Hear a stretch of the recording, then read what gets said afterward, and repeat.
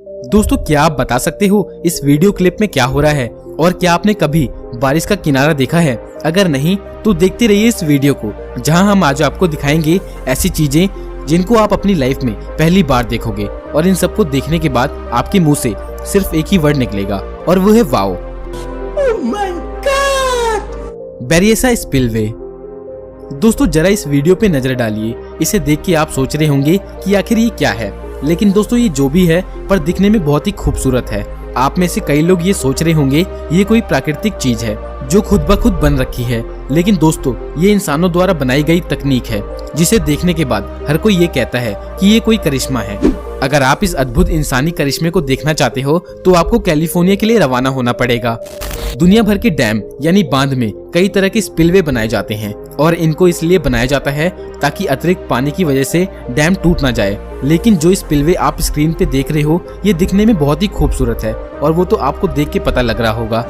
दोस्तों, ये spillway California के मोंटी कैलो डैम में बना हुआ है और इसको बनाने का मेन पर्पस ये था कि अगर जब भी डैम का पानी 440 फीट के ऊपर आ जाता है तो जितना भी एक्स्ट्रा पानी होता है वो इस स्पिलवे में चला जाएगा। स्पिलवे में एक पाइप लगाई गई है जिससे जो भी डैम का पानी स्पिलवे में आता है वो खेत में सिंचाई और अन्य कामों के लिए इस्तेमाल हो जाता है। दोस्तों, जब भी इस डैम का पानी अतिरिक्त होने लगता है तो यहाँ के स्थानीय निवासी इस खूबसूरत नज़ारे को देखने के लिए आया करते हैं। लेकिन दोस्तों, मैं आपको बता दूं कि 22 सालों में अभी तक ऐसा नज़ारा सिर्फ 4 बार देखने को मिला है, लेकिन इस वीडियो के माध्यम से आप इसे कई बार देख सकते हो। Pipeline blasting. दोस्तों, इस क्लिप को देख के आपको लग रहा होगा कि जमीन के अंदर कोई सांप या कोई जानवर घुस गया है और वो निरंतर रेंगता जा रहा है। या आप में से कई लोग सोच रहे होंगे ये कोई मूवी का सीन है, लेकिन दोस्तों ये एक प्रोसेस है जिसे पाइपलाइन ब्लास्टिंग कहा जाता है। और अगर आप कंस्ट्रक्शन पे थोड़ा इंटरेस्ट रखते होगे तो आपको पता होगा कि ये क्यों किया जाता है। असल में दोस्तों ये पहला प्रोसेस होता है किसी भी बड़े पुल या ब्रिज को बनाने से पहले। इस प्रोसेस को जमीन को नरम करने के लिए किया जाता है। अब जरा ध्यान से सुनिए, ये तो आपको पता ही है कि कहीं कहीं जमीन बहुत ठोस होती है और कहीं कहीं जमीन बहुत नरम होती है।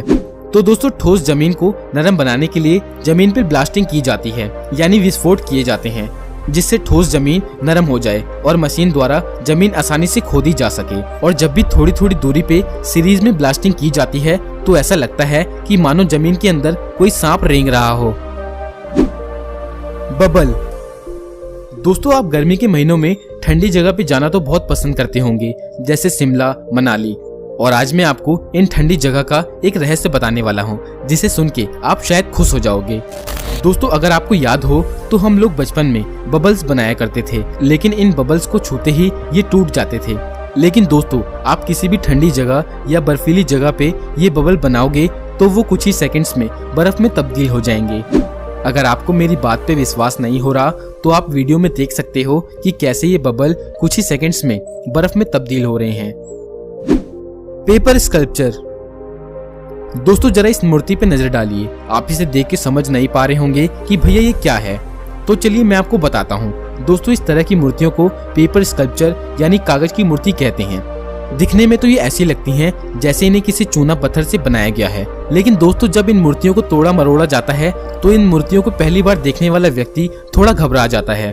दरअसल इन्हें सैकड़ों पेपर की मदद से बनाया जाता है और ऐसी मूर्तियों को बनाने के लिए अच्छे खासे हुनर की जरूरत होती है। लेकिन अमेरिका के फेलिक्स सैम्पर को इस काम में महारत हासिल है।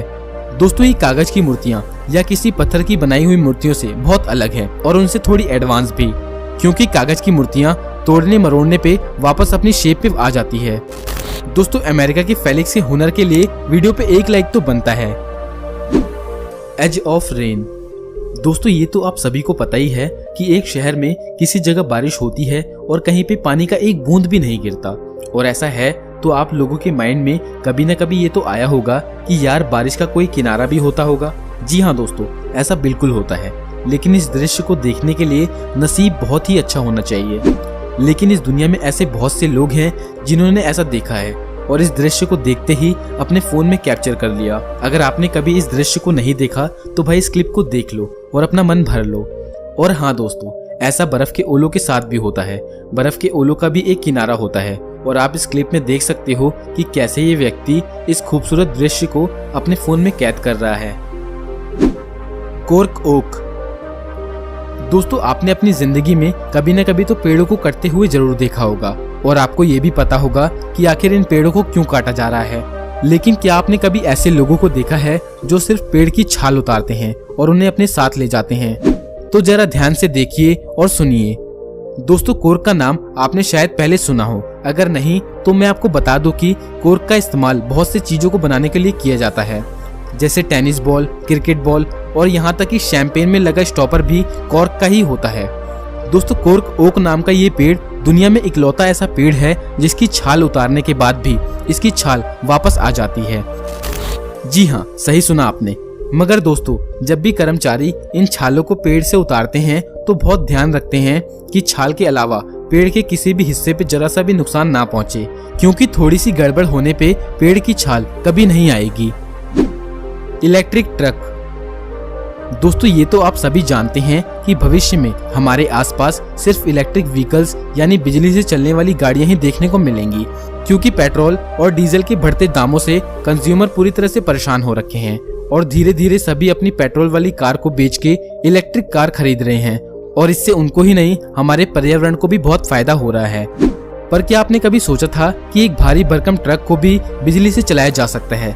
अगर नहीं तो देखिए इस क्लिप को, जिसमें जर्मनी शामिल हो गया उन कंट्रीज की लिस्ट में जहां पे इस तरह के ई हाईवे बनाए गए हैं जिससे कोई भी इलेक्ट्रिक व्हीकल ऊपर से जाती हुई वायर से अपनी गाड़ी को चार्ज कर सकेगी। हालांकि अभी ये टेस्टिंग फेज में है और अभी इसको सिर्फ बड़े ट्रक्स के लिए इस्तेमाल करने के लिए बनाया गया है। इस हाईवे को फ्रैंकफर्ट और डैमस्टेड के बीच बनाया गया है और दोस्तों ऐसा करने से बहुत से देशों की वाहवाही जर्मन सरकार को मिल रही है, क्योंकि ये एक बहुत ही अच्छी पहल है पेट्रोल और डीजल वाली गाड़ियों से होने वाले प्रदूषण को रोकने के लिए। दोस्तों क्या आप इस तरह के हाईवे अपने देश में देखना चाहते हो या फिर नहीं, हमें कमेंट करके जरूर बताना। Tears in space. दोस्तों जब भी हमें स्कूल के दिनों में साइंस की क्लास में स्पेस के बारे में पढ़ाया जाता था तो हम सभी के मन में ये जरूर ख्याल आता था कि भला किस तरह जीरो ग्रेविटी में लोग रहते होंगे, क्योंकि जीरो ग्रेविटी में कोई चीज एक जगह रुक नहीं सकती और वो निरंतर इधर उधर उड़ती रहती है। पर क्या आपने कभी सोचा है कि अगर कोई इंसान इमोशनल हो जाए और उसकी आंखों से आंसू निकलने लगे तो उस टाइम हमें क्या देखने को मिलेगा? अगर नहीं तो देखिए इस वीडियो में कि कैसे ये एस्ट्रोनॉट हमें ड्रिंकिंग वाटर को यूज करके बता रहा है कि अगर कोई इंसान स्पेस में रोने लगे तो उसके आंसू आंखों के नीचे इकट्ठा हो जाएंगे और इस तरह से पानी का गुच्छा उसके चेहरे पे जमा हो जाएगा। क्यों, है ना बहुत इंटरेस्टिंग? Sky scraper waterfall. दोस्तों वाटरफॉल यानी झरने का खूबसूरत नजारा सामने से देखना सच में बहुत ही खूबसूरत होता है और दुनिया भर से लाखों लोग वाटरफॉल देखने के लिए बहुत सारी जगह घूमने जाया करते हैं।